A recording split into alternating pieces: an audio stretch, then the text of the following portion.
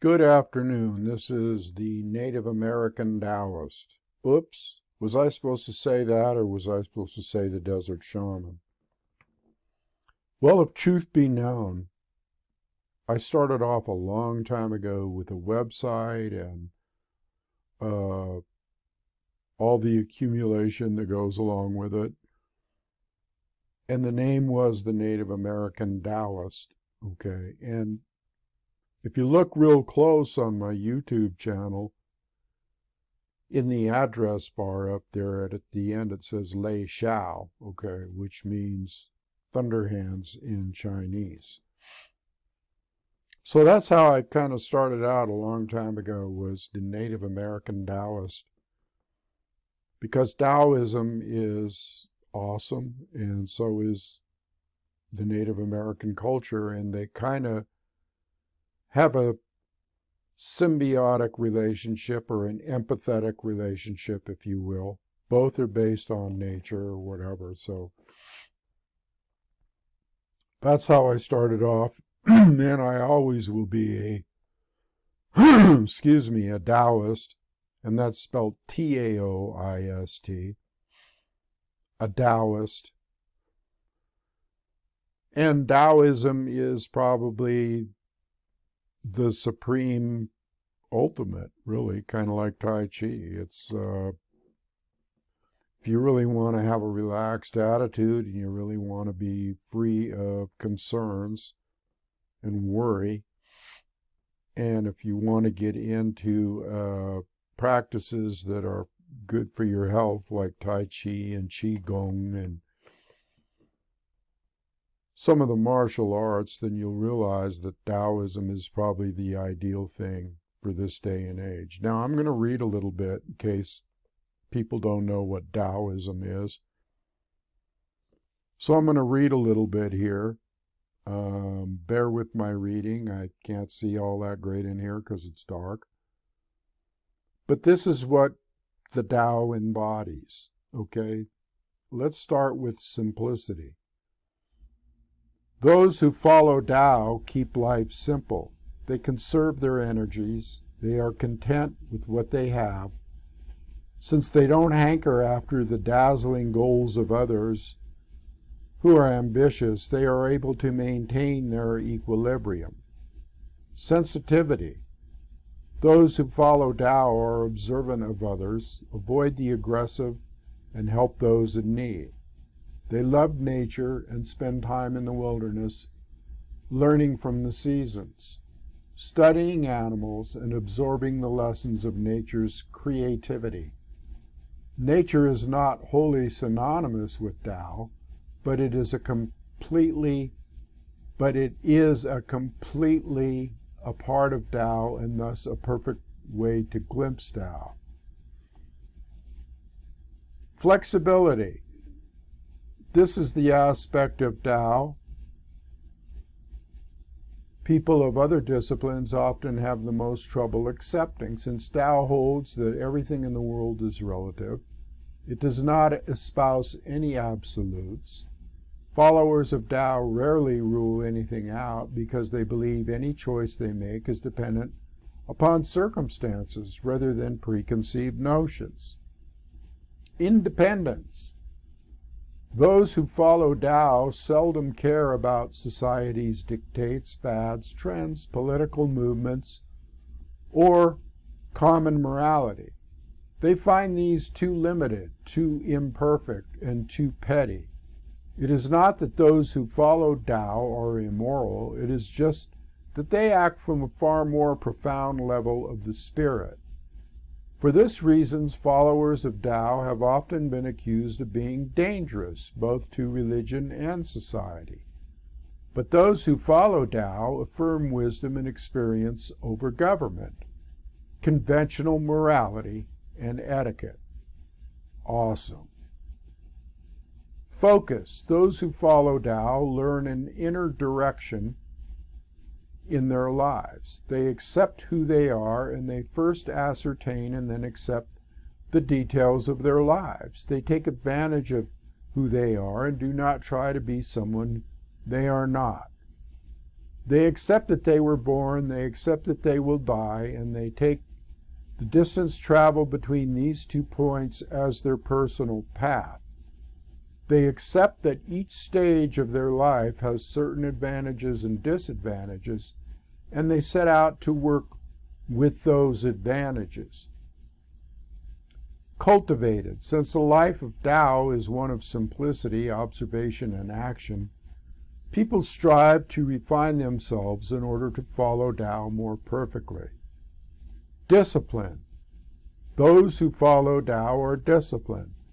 This discipline is not a harsh structure imposed upon one's personality, but the taking of an orderly action towards specific goals that requires concentration of the highest order. Joyous. Once one gains Tao, there is absolutely no doubt about it. It's like seeing a god or paradise. No matter what anyone says or does, the experience cannot be erased. So too is it with those who have seen Tao and who have lived within its flow. They have a joyous sense of the deepest sustenance. They feel directly connected with the source of life. They do not fear tyranny, because no tyrant could ever destroy their faith in Tao.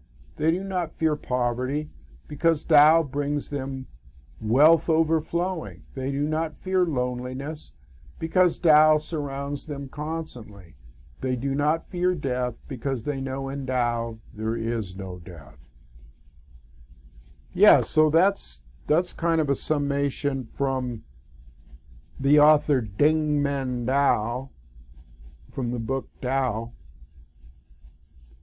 Living with Balance and Harmony. So Taoism is kind of an ideal thing that is good for keeping peace of mind and eliminating worry. See, Taoists don't worry about anything. They could care less. Even situations that might arise in the world, or situations that might arise in their own body or their own universe or their own realm or their own relationships, they don't worry about anything. In other words, when you don't worry about anything, you have peace of mind and serenity, okay? And you can go off into doomsday and nothing will ever bother you, okay? So really the ideal thing that I've always talked about on my channel here is being detached from what's going on around you, giving no mind to, like the book said, government, their morality or immorality. Not my circus, not my monkeys, not my world. And it was said in other ways, too, that my kingdom is no part of this world, is what the Yeshua consciousness says. So it's basically like existing in a state of serenity. Because if you don't worry, you don't have stress. And if you don't have stress, you don't have illness, and you don't have anything that can bother you. And even if you do have illness, you still don't have stress, because you just overlook it. You're not worried about it, because there is no life, there is no death. We aren't born and we don't die. We're a continuum, and that's what the Tao is. Now, another thing I like about the Tao is basically its meaning. Its meaning is just the path, okay? And the ideogram, or the ancient ideogram that is in Chinese, shows legs and walking, and then it shows a face with streaming hair, kind of like a wanderer, the wanderer on the path of the Tao. Now, that could stand for you wandering your path of life, or it could stand for the universe wandering its path of life, or it could just stand for the path of life, okay? Walking the path of life. So That's all you do in this life is you walk the path, okay? And you walk the path not having any concern, because you know the path is the Tao, and the Tao is all, and the all is kind of like the Hermetic thing, the all is mine, all right? So really, you can't go wrong. There is no God to worry about. You have no, that's another thing I like about Taoism, is that there's no God. There's no, it has nothing to do with God. It just is, okay? That's what people have to get through their heads. It just is. Life just is. The Tao just is.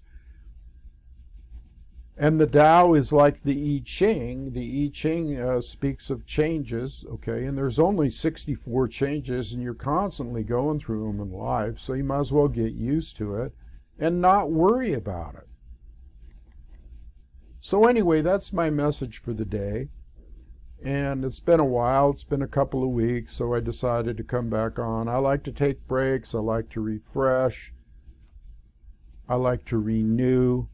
Incidentally, it is a nice day. We're going down into the 70s here in Sandy Valley, Nevada. And it's awesome. Okay, and yes, that's the name of the place I live, Sandy Valley, Nevada, or it used to be called Ripley. It's about 60 miles outside of Vegas, okay? Next to the California border in a valley, surrounded by mountains and foothills and that kind of shit. So anyway, I'm going to leave it there today. This is basically will be a newsletter of sorts or an update or whatever, and I may put it out as a podcast as well.